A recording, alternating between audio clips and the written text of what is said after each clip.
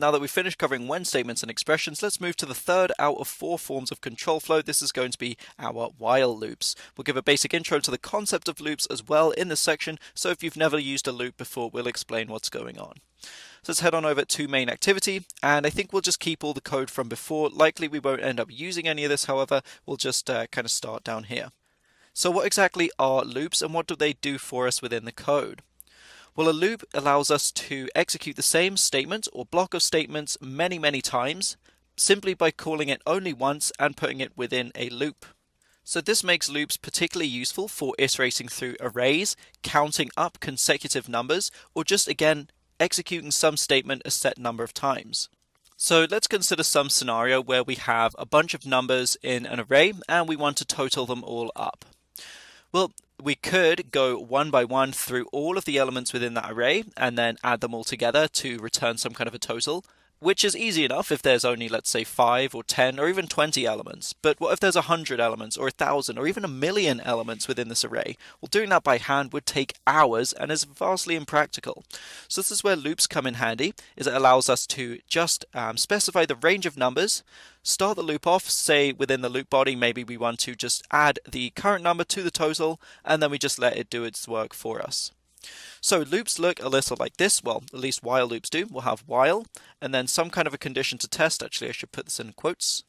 So condition to test, and then a statement or series of statements to execute. So code to execute if condition returns true. Okay, so in this regard, it actually looks very similar to an if statement, except that instead of executing this code once and then exiting, we're executing this code over and over again until this condition evaluates to false. So the way it works is it gets to the while loop, tests this condition. If this is true, it executes this code. Then it returns to here, tests this condition again, executes the code, and keeps doing this until it gets to the point at which this condition fails. It goes to test this, says, okay, this is false, we'll skip this code, and then we'll execute any code after the loop. Now this brings with it its own problems, because if we're not careful, we can get stuck in infinite loops. If this condition never evaluates to false, it will cause our app to run out of memory and eventually crash, which is not very good. So we need to make sure that at some point we can break out of the loop. So let's actually consider that scenario where we want to count the numbers from 1 to 100. So there are several ways in which we can go about specifying this. Let's just actually have some kind of a maximum. So val max is equal to 100. And let's start ourselves out at 1. So val current is equal to 1. And I guess I should say that these are both integers, although it doesn't matter too much as long as they're the same type.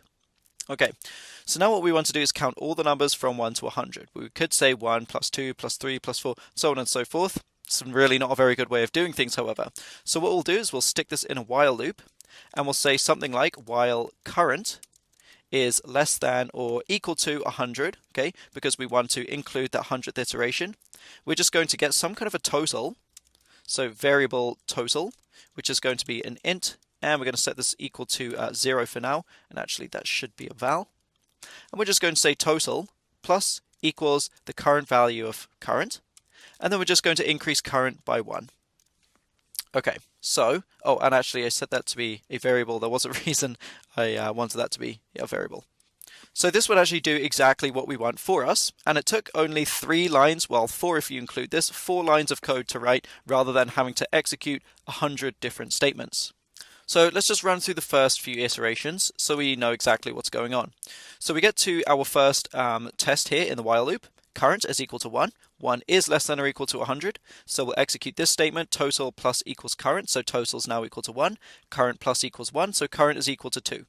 We get to the end of the loop iteration and start again. So 2 is still less than or equal to 100. So we add that to the total, increase current by 1. So it's 3.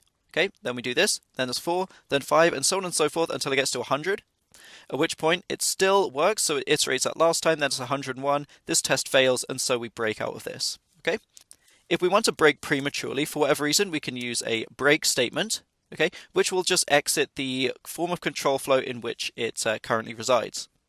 This is not so different from a return statement, if you've seen that before, okay, it's just a way to exit out. Alternatively, there is a continue continue statement, which is just a way to skip all of the code within a loop and continue on to the next iteration. Make a bit more sense if it was up at the top, but this would actually cause an infinite loop because we're not actually increasing current by 1 because we're skipping over all of this code thanks to this continue statement. So don't do this because you don't want your loop to run infinitely. Just know that continue will skip all of the rest of the code in the current iteration and continue on to the next. That's what it's doing. Okay, otherwise I should say you can combine forms of control flow, so you could have if statements within your while loop, so every loop iteration it tests something out. You could also have nested while loops, so you could have a while loop within a while loop, which would kind of execute the entire inner while loop for each of the iterations. So if you're not careful, that can again take a very long time to execute. So, I advise caution when dealing with nested loops. But otherwise, despite all these warnings, while loops and for loops for that matter are excellent tools and save countless lines of code. So with this basic intro done, I think it is important for you guys to test some of this stuff out on your own, especially when it comes to this control flow stuff. If you've never been exposed to it before, then it can be a little confusing until you try some examples of your own.